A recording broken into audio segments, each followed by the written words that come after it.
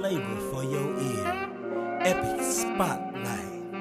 Putting the spotlight on positive goings on the real people that have chosen a real path. The who's, the whys, and the hows are being shared and given to you. And we're back, and we got another one. But before we get going, we got to take care of some housekeeping notes. This episode today is sponsored by Epic Mortgage. Whether you're buying, refinancing, or investing, call Epic today. That's 708-905-5300. That's 708-905-5300. It's your dreams, your goals. Let's plan together. Now on with the show. Today we have Paula Jenkins. Paula has made a remarkable impact on her clients with testimonials highlighting her unique ability to challenge thinking while demonstrating deep understanding and compassion. With over 2 decades of leadership experience in the HR outsourcing and benefits industry, Paula has worked with numerous Fortune 500 companies before establishing her own consulting firm. Currently, Paula is working on a book that explores the essence of authentic leadership and living. Her mission is simple but powerful: to change the world one conversation at a time, improving leadership dynamics, fostering financial success, and cultivating inclusive cultures. Welcome, Paula Jenkins. Thank you so much for having me. Hey, thanks for being on the show. So let's get right into it. What inspired you to start LFS Consulting? Yeah, two numbers, 180 and 140. More specifically, 180 over 140.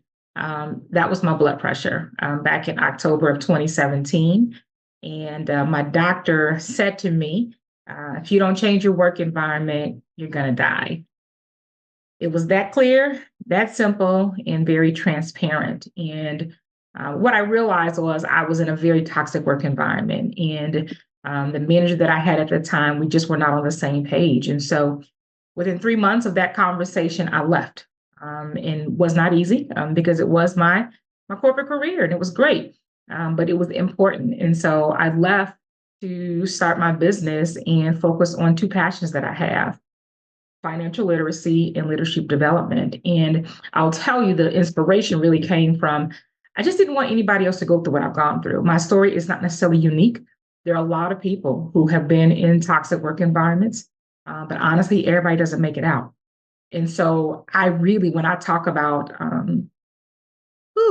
being inspired to do what I do day in and day out, it is to make sure that we create better leaders out here.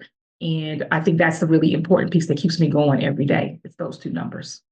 Oh, that's awesome. And obviously that story resonates. I mean, with a lot of people, especially in some of these corporate jobs, they are high, stressful jobs with a lot of demand and pulling of your time. And so the balancing of work life and just regular life is very hard to even, 60/40 is even hard.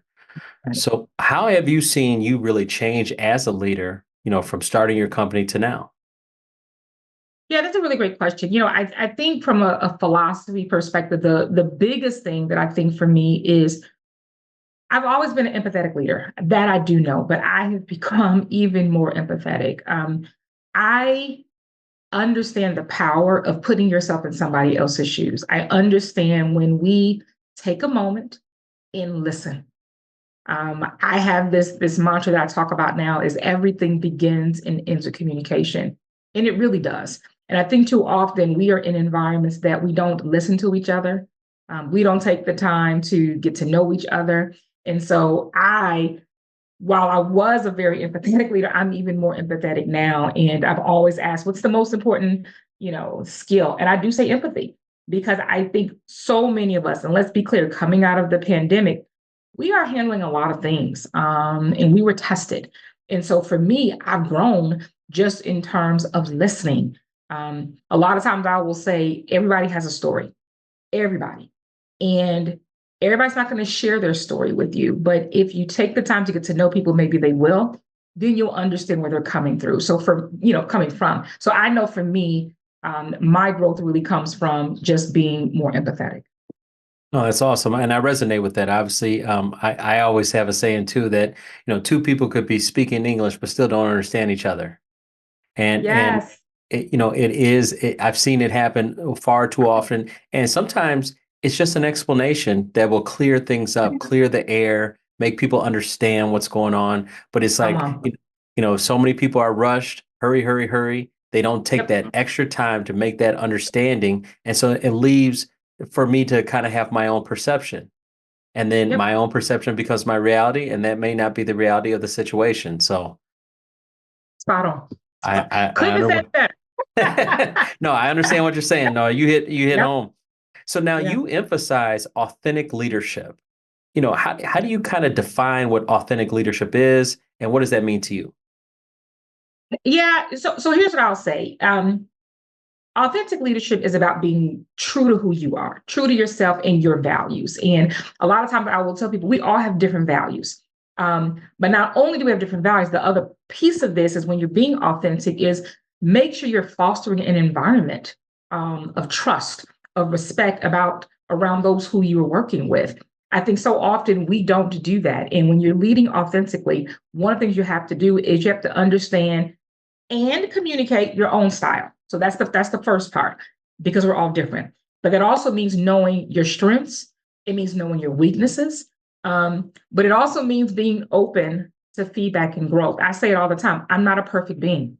And so my authenticity is recognizing who I am. And a lot of times I will literally say, I am unapologetically Paula. That does not mean I'm perfect. It does not mean I can't grow. What it means, I am who I am, and I don't apologize for that. But by understanding who I am, I'm actually better equipped to lead in a way that aligns with who I am, my values, and my goals. No, that's great. As far as you've worked with Fortune 500 companies, what are some common challenges that are you seeing that leaders are facing in these bigger companies? Well, I'll tell you the first one is lack of clear communication. I think one of the things that we just aren't good with is communicating. And I know there's lots of reasons why that happens. It can be we feel like we can't share everything, which I get, but we also sometimes are afraid of communication. And what we don't understand is that is the biggest piece you can do in any organization is make sure you're communicating frequently and authentically. The other piece is lack of trust. We don't trust each other. I think in organizations, for some reason, we are all out for ourselves. And I know where some of that comes from, but I think what happens is when we're talking about leadership and some of the challenges, you got to make sure that you trust the people that you're working with. That means the leaders, but also those who are working for you. And I'm going to just go back to what we just talked about, the lack of authenticity. I think a lot of times what happens is we show up in a way that, I'll be honest, doesn't align to our values. And I think that is where we get off track. And if we stuck to the values of ourselves and even the values of the organization, I think we'd be in a much better place. And I think a lot of times what's happening in these organizations is we say we're going to walk the walk, but we're not talking the talk. And I think that's the problem is we just aren't doing what we say we're going to do. Well said. Now, obviously, you have a consulting firm and you're working with these leaders. What are some of the methods and training things that one could expect to be, that encompasses what you offer? Good question. So the first thing is, I talk about leadership from a place of it's about service. It's not control. So a lot of times what happens is when we think about leadership, and I do tell people, leadership is not necessarily about the title. You can be a leader from any seat that you sit in. And I think sometimes what happens when we get a certain title, we lose the real power, which is the servant piece of it. I'm a believer that great leaders actually inspire by example. I'm actually kind of known as the live by example speaker. That is kind of my title. You have to focus on self-awareness. And so I work with my clients around emotional intelligence and understanding the power of knowing what your self-awareness is. And by doing so, how to be very clear about their communication style.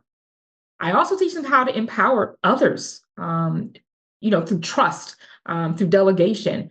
One of the things I have learned personally is leaders don't micromanage. They actually uplift and they create opportunities for others. And then the last piece is really developing a really great mindset that focuses on long-term success. I think a lot of times we don't get that. One of the mantras that I have is I say true leaders create more leaders. And you do that by investing in the potential of their teams and fostering an environment where everyone can actually thrive. And so those are kind of some of the components that I focus on with honestly all of my clients. And whether it's a workshop, whether it's coaching, it's all those things. No, that's awesome. And one thing I didn't talk about in your bio, but you are a certified diversity, equity, and inclusion trainer.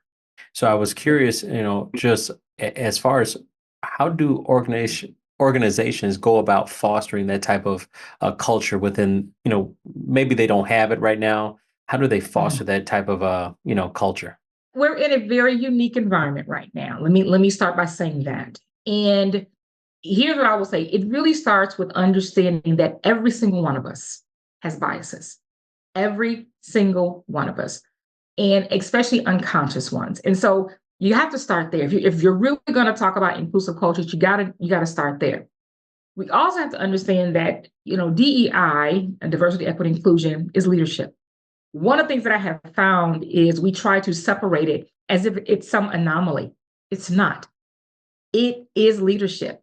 We're talking about just basic respect.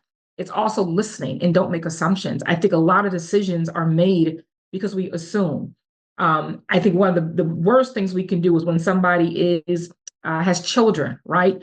And we don't give opportunities to them because they have children. We never ask them a question. We never present the opportunity. That's a problem.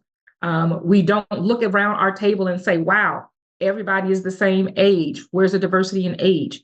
Wow, everybody is the same gender. So there's all these pieces. I know a lot of times people get so caught up in is black or white. No, diversity, equity, inclusion is about so much more than that. And I think if organizations really understood that, we've been in a much better position right now. And it wouldn't be about checking the box. One of the things that I tell people in organizations is do the real work. Do the real work. Don't make it just about, let me check a box, let me do this workshop, let me bring this one person. No, truly be clear about what this looks like. And remember that DEI is leadership. It's funny because the country is a country of immigrants. Yes. So, Yes. I mean, the whole concept, it seems like it's so basic, that we all just have to learn to understand each other, one another, and be respectful, manners, Exactly. and Exactly. just different cultures all figuring it out together. Together. Exactly. Exactly. So now, currently, you are working on a book about I authentic leadership. Um, am. can you give the audience a little bit of a preview and when is it expected to come out? Yeah. So one of the things that I have learned is as I have been on my own journey, whether it has been in corporate America or, obviously leaving and starting my own business, is I have tried to be as authentic as I possibly can in all aspects of my life. And I've recognized that a lot of times we may be authentic in one area, but not in others. And I'm pretty proud that in most cases I'm pretty authentic. And so the book is really going to be about how to live and lead authentically. And I'll break down all these different components, whether it's financially authentic, whether it's relationships, whether it's work, whether it's how we show up on social media, and really breaking down, like, honestly, we would all be much better and live better lives if we understood the power of our authenticity. And I know that word is used a lot of times and for many reasons. And we can say whether good or bad, but I'm coming from a place of I don't want us to be afraid of being authentic. Instead, I want us to embrace it and show up as who you are and own it. And again, I'm gonna go back to what I said earlier. It doesn't mean we're perfect beings. So authenticity doesn't mean if I'm a butthole, that's the way I'm going to show up all the time. No, recognize you are and understand that you can grow, you can be better. And I think that's the piece that I think too often we don't understand is no matter who we are, we absolutely can show up in a different light. And that's what I want to focus on. In terms That's of when great. it's coming out, my hope and prayer is in 2025, and hopefully in the first quarter. That'd be great. I'm looking forward to reading it. And as we wrap up, obviously I'm a business owner. I run a company. What are some things that I could, start to move in the right direction to try to improve my skills as a leader? Ooh, good question. So I think the big thing is I'll go back to my wonderful, quote, everything begins and ends with communication. So first you got to master your communication. I think that leadership, it really does begin with how you effectively connect with whether it's a team, your clients, your stakeholders, the community. Listening and adapting your style to different audiences is key. I think too often what happens is people say, well, this is who I am, and they just have to adapt to me. No, adapt to who you're talking to. It goes a long way. That's where we have to start, is understanding that this communication piece, it's not just about you, it's about who you're talking to. The second thing is, I would probably say, is self-awareness. Emotional intelligence, I know we call it a soft skill, and I just say, no, it's a skill. It's one of those things where you understand what your strengths are and honestly where you need to grow, whether that is emotionally, strategically, whatever it may be. But when you have the self-awareness of what you need to work on and what you're good at, especially as an entrepreneur, I'm telling you, then you start understanding, I need to get help for certain things, but I'm going to focus on what I do well. And that is the best kind of self-awareness. And then honestly, actually, the last thing is really, as I don't do as much of the financial literacy part as I used to, but it's still important. It's important in our decision making. It's understanding the financial health of your organization, of the decisions that you're making. Is it based off of data? The decisions that we make that align with your vision and what you're trying to do in your business, because we all want to create that obviously sustainable growth and success. And at the end of the day, I'll continue to say this, just remember, everything begins and ends with communication. And so reminding yourself that whether we're talking, writing, our body language, our tone, it matters no matter who you're talking to. That's awesome. No, I really appreciate you coming on today and explaining that. Leadership is very important. Communication is very important, and really appreciate you and want you to have an epic day. Thank you so much, Ati. This was wonderful. The who's, the whys, and the hows are being shared and given to you. Epic Spotlight, baby. A new flavor.